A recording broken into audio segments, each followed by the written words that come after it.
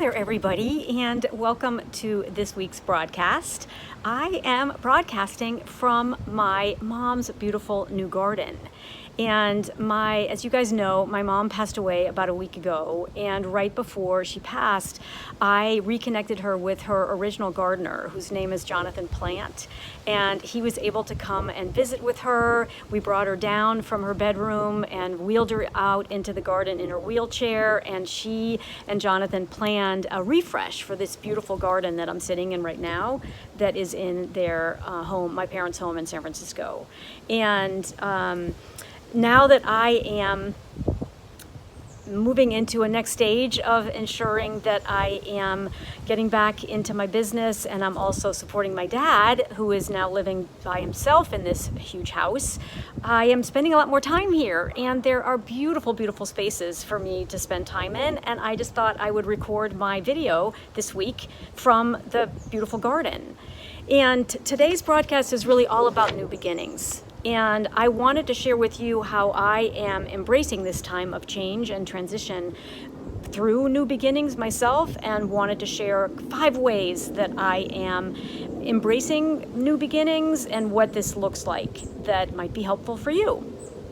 So number 1, I am re-embracing morning rituals. When I wake up in the morning, I am taking a few minutes just to look around myself. I am noticing the sunlight and what shadows the sunlight reflects on the walls in my bedroom, or when I'm having my cup of coffee down in our little breakfast area. I am making sure that I spend a few minutes either out in my garden or here in my parents' garden or on my deck. And so if you have any place outside where you can just sit and reflect a little bit in the morning about what is going to bring you joy during the course of the day and what's going to be important for you to incorporate in your day in order to ensure that you are looking for those moments of happiness and joy, take a few minutes to do so. And specifically, just take a few minutes to just be and observe the life around you. Then number 2 is new discoveries. And I am just realizing, as I was talking about and thinking about this week's broadcast, that now is a really great time for me to think about, well, is there a new creative pursuit that I want to embrace? Or is there something that I want to jump back into? Is there, for example, a language that I've always wanted to learn and I should stop putting it off and should start learning it? Or is there, in fact, a new and deeper or different approach to surface pattern design, which is what I teach? And now is a great time for me to explore, well, what could that new angle on surface pattern design be? And so I just wanted to share that sort of new discoveries is also a wonderful way to think about new beginnings. And then number 3 is to restart.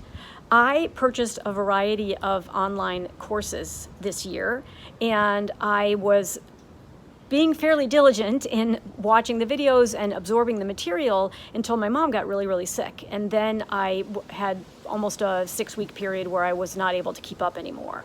And so now is a perfect time for me to restart. And if you have a similar investment that you made in a program, or there's something that you purchased, whether it's a book or a variety of, a program on CDs, now is a great time to just restart. Don't fall into that trap of thinking, oh, I'm so far behind that I might as well just give up. Don't fall into that trap. Realize that just by taking small steps and just setting aside a little bit of time, a couple times a week, you and I both can restart those programs and make and get through the material, and that baby steps are just a really great way to get restarted. Number 4 is self-care, and this is one that I really struggled with. It's very important when we are both focused on taking care of others that we don't forget to take care of ourselves. We are not going to be very good caregivers for others. So, for example, I'm not going to be a very good caregiver for my dad if I don't take care of myself too, because I'm going to be too exhausted to be able to really be present for him and to be able to provide him with what he needs. So I wanted to share that with you as well. So if, for example, if you enjoy mani-pedis, go get one. If you prefer on a periodic basis to invest in a aromatherapy massage, make that call today. Don't delay, because again, if we can't take care of ourselves properly, we're not going to be able to take care of anyone else. And then number 5 is all about memories.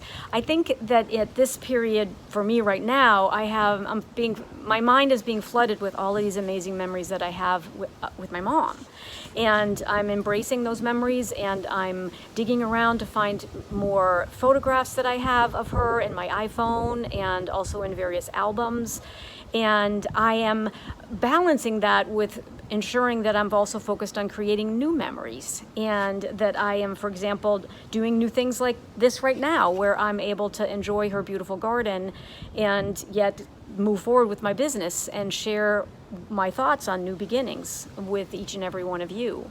So make sure that you have that balance too, of embracing the memories of those who might have passed in your life, but also embracing those who are still with us and all of the incredible memories that we can continue to create with the loved ones around us.